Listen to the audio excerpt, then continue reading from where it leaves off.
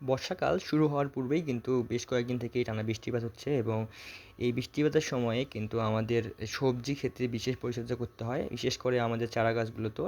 এর মধ্যে আমাদের যে পেঁপে চারা গাছ যারা আমরা রোপণ করছি, তো আমাদের পেঁপে চারা গাছে কিন্তু বিশেষ যত্ন নিতে হবে। আমাদের জমিতে যেন পানি জমে না থাকে সেদিকে কিন্তু আমাদের বিশেষ খেয়াল রাখতে হবে, কারণ পানি হচ্ছে পেঁপে গাছের জম। আর পানি যদি পেঁপে গাছের গোড়ায় বা আপনার পেঁপের জমি যদি ভেজা স্যাঁতসেঁতে থাকে, সেক্ষেত্রে কিন্তু আপনাদের পেঁপের চারা গাছগুলো গোড়া পচে মরে যেতে পারে। তো এই বিষয়টা আমাদের কনসার্ন থাকতে হবে।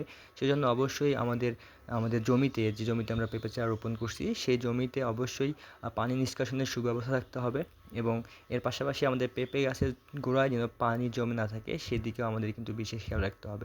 বন্ধুরা, এই বৃষ্টি পরবর্তী সময় কিন্তু আমাদের পেঁপে গাছের গোড়ায় আমাদের বিশেষ করে ব্যাকটেরিয়া বা ছত্রাকের আক্রমণ ঘটতে পারে এবং এই ছত্রাক এবং ব্যাকটেরিয়া কিন্তু আমাদের যে পেঁপে গাছের গোড়াগুলো আছে এগুলোতে আক্রমণ করে পেঁপে গাছের গোড়াগুলো আমাদের পচে যায়। এই জন্য আমাদের অবশ্যই বৃষ্টি হওয়া থেমে যাওয়ার পরপরই কিন্তু আমাদের গাছের গোড়ায় আমাদের যে ছত্রাকনাশক ওষুধগুলো আছে সেগুলো আমাদের দিয়ে ভিজিয়ে দিতে হবে। বিশেষ করে আপনারা কার্বনডাজিম গ্রুপের যে ওষুধগুলো আছে, যে কোনো কোম্পানির কার্বনডাজিম গ্রুপের ওষুধ অথবা কার্বনডাজিম প্লাস ম্যানকোজেব গ্রুপের যে ওষুধগুলো আছে, এগুলো অবশ্যই আপনাদের গাছের গোড়ায় কিন্তু ভিজিয়ে দেবেন। এর পাশাপাশি আপনারা লক্ষ্য রাখবেন যে এই সময় কিন্তু হালকা বাতাসও হয়।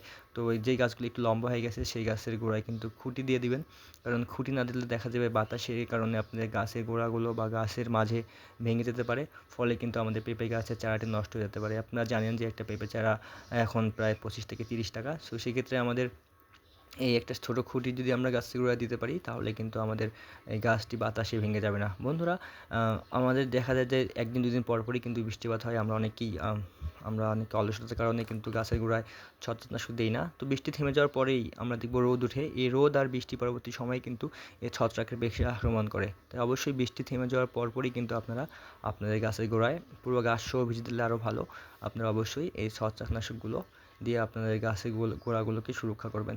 তাহলে আশা করি আপনাদের যে পেঁপে চারাগুলো আছে সেগুলো সুস্থ হয়ে বেড়ে উঠবে। আর একটা জিনিস সবসময় খেয়াল রাখবেন, যেন জমিতে কোনো রকম পানি জমে না থাকে।